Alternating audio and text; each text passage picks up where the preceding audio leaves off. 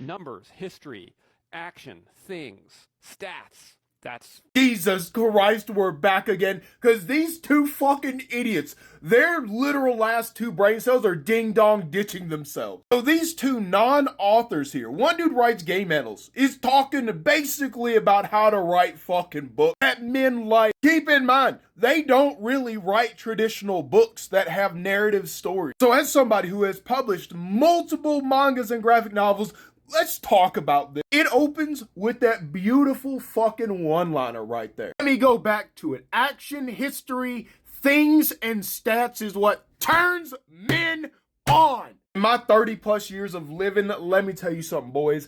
I have only met one man. I pass hundreds a day as I drive through this damn city. That numbers turn them on. And that's because this man was a Stephen Hawking level of stupid intelligence. History can be cool, but as we currently know in today's sphere, numbers, stats, and things are not what men find attractive. Men want somebody with a beautiful personality to be there beside them as they go through this shitty life. Men want a person who will be there on the worst day of their life and reassure them that they are important.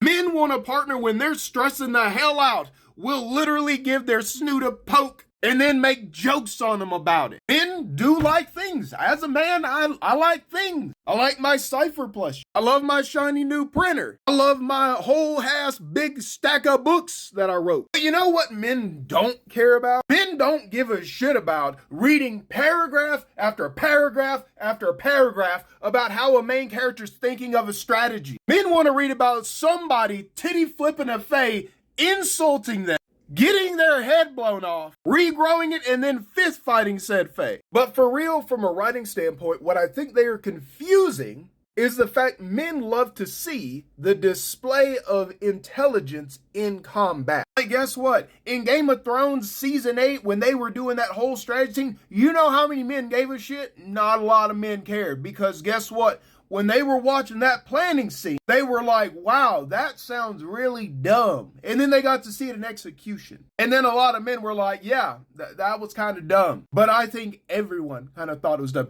But let me break down what we do like. In my Deep Stalker Crow story, Mercy's fighting these ghost regret things named Detour Torment. She knows she can't get caught off guard because they outnumber her. She knows that they're stronger. So what does she do? She hides up above. They don't know where she is, and then drops from above. And then guess what? Blasts them in the face. That doesn't work, so she moves on to plan B, cutting down the nearby forest to basically trap them. But she ends up getting caught, dropping down, it doesn't look good, and then all of a sudden she uses this blood attack, catches 2 in 1. Now this is getting into where men like things strategically. We get a breakdown here of what Mercy was doing. She let herself get caught, fueled the blood art with her blood, and then executed on it. That shows a character's able to think on their feet. That's what men like. Enough with the first stupid point. Let's move on to the second one that really caught my attention. Talking about the editors having them edit things out. And apparently they had a woman editor, surprised by me. But here's the reality. That's the editor's job, to look at your shit and tell you what's wrong. But if you bought an editor that's not in your genre or looking to do the same thing, an editor's job is to tell you work sucks, fix everything. Your editor's job is to work with you to make your story stronger based on the objectives of your story. So if they're telling you to take out paragraphs of strategy and all this other shit that you're trying to do, it's probably for a good reason. Not all editors are created equal, but the reality is, it sounds like based on what their opinions are, they probably needed to take those editors' recommendations. It sounds like somebody's ego wasn't ready for the truth.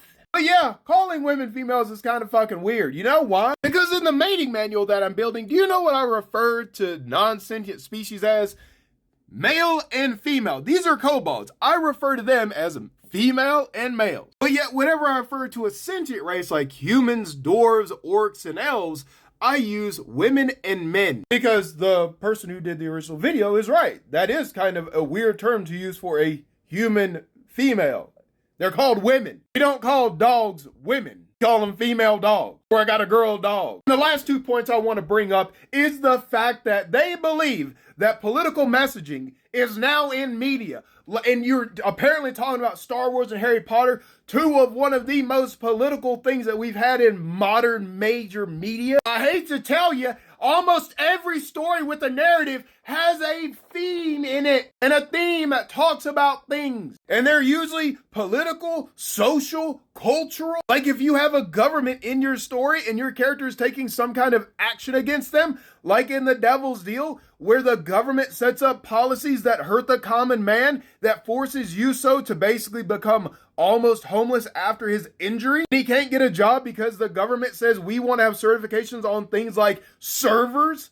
That's a political message. You know, in Star Wars, when they're talking about the, whole Jedi versus Empire, that's a political message. Hell, even in Harry Potter, the whole Muggle thing versus the Wizarding World, that's political. The last thing that I want to talk about is that last little bit that they discussed, which is my success equates to my ability to breed. As a married man who has been with his wife for 12 years, I have been dating her for more than 15, and I am happy. She is the best woman in the world. We respect each other. We are in a 50-50 relationship, aka we split things, but we put 100% effort in every day. To most of our friends, we are that relationship that they look toward having. Your success, your physical monetary success, should never be an indicator of whether or not you deserve somebody. Because as we see everywhere in the world, there are people with vast amounts of money who can't keep a woman. We see that there are individuals with so much influence in the world, and yet they are horrible people, and they still don't have women. We see people out there that seems to have gotten everything that they want, but they're bad people, and yet they look miserable and have to drip themselves in chains, have expensive things, because they know that even if they got some R candy, that they are not happy. If you want to talk about what's going to get you a successful partner, it comes from in here.